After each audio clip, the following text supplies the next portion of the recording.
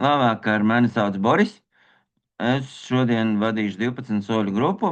Lasīsim dzīves stāstu vēl vienu iespēju. 12 soļu grupu pulcējamies pirmdien, ceturtdien no 8 līdz 9 vakarā pēc Latvijas laika.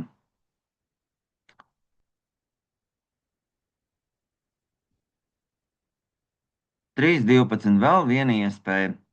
Nabadzīga, melnādaina, slīkstot alkohola verdzībā, viņa novērsās no jebkādas dzīvesvērtībām. Taču, kad viņa sāka izciest sodu cietumā, pavērās durvis. Es esmu afroamerikāniete un alkoholiķe. Es nezinu, kad es kļuvu par alkoholiķu, taču es ticu, ka par tādu kļuvu, jo dzeru par daudz un pārāk bieži. Savā dzeršanā es vienmēr vainoju nabadzību, vai arī jebko citu, tikai ne patieso iemeslu, ka man patika alkohola radītais efekts.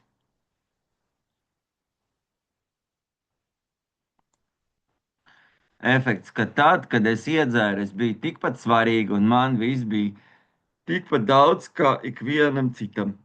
Es nekad Es nekad neatzinu, ka dzeru pārāk daudz vai ka tērēju par daudz naudas, par kuru man vajadzēja nopirkt pārtiku maniem diviem mazajiem puikām. Jo ilgāks laiks pagāja, jo vairāk es dzēru. Es nespēju noturēties darbā, neviens negribēja algot dzērāju.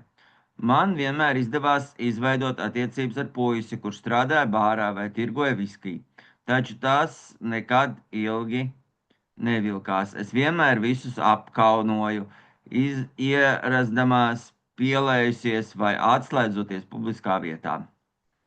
Pielējusies vai atslēdzoties publiskā vietā. Tad pienāca brīdis, kad es vairs nevarēju dzert, nenonākot cietumā. Vienā no reizēm, kad stājos tiesas priekšā, tiesnesis laikam domāja, ka mani vēl ir vērts glābt, jo tā vietā, lai nosūtītu manu cietumu, viņš man piesprieda mēnesi apmeklēt anīmos alkohoļus. Es sāku apmeklēt anīmos alkohoļus. Vismaz mans ķermenis to izdarīja. Es ienīdu katru minūti. Es nevarēju sagaidīt, līdz sapulce būs galā, lai atkal varētu iedzert. Es baidījos dzert pirms sapulcēm. Es domāju, ka ja viņi saodīs viskiju manā elpā, viņi parūpētos, lai mani ieslēdz aiz restēm, un bez pudeles es vairs nevarētu dzīvot. Es ienīdu tiesnesi par to, ka viņš mani nosūtīja uz vietu, kur pulcējās visādi dzērāji. Es nebiju alkoholiķe. Labi, reizēm es varbūt iedzeru par daudz, taču dzēra visi, kurus es pazinu. Es neatceros, ka kāds no viņiem mēdz aizmigt bāros vai pamodās bez rūpēm kājās ziemas vidū. Bez kurpēm kājās, pamodās bez kurpēm kājās ziemas vidū. Vai regulāri nogāzās no krēsliem. Es gan tā darīju. Tāpat nevienu no viņiem neizlika no mājām ziemas vidū par to, ka viņi nemaksā īri. Taču man viskijs nozīmē vairāk nekā mājas maniem dēliem. Situācija kļuva nopietni, ka man bija bail doties uz ielas, tāpēc es vērsos pie sociālās palīdzības vientuļajām mātēm. Tā ir viena no visļaunākām lietām, ko var notikt alkoholiķa dzīvē. Es katru mēnesi gaidīju pasnieku, kā jau visas labās mātes, taču kolīdz viņš man pasniedza čeku, es uzvilku labāko kleitu un devos meklēt alkoholiķu draugus.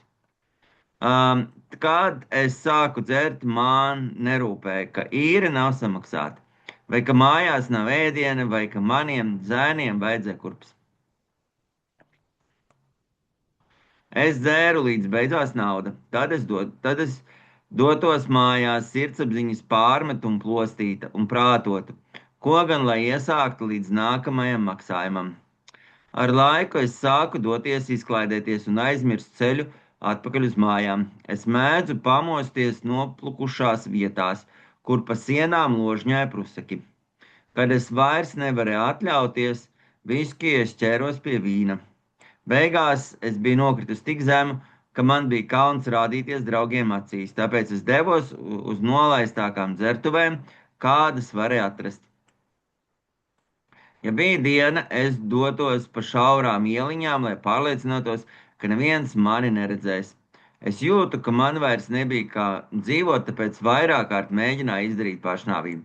Taču es vienmēr pamodos psihiatriskā slimnīcā, lai sāktu jaunu, laika ietilpīgu ārstēšanos. Pēc kāda laika es sapratu, ka psihiatriska slimnīca ir laba vieta, kur noslēpties, kad es kaut ko nozagu, lai pēc tam to ieķīlātu.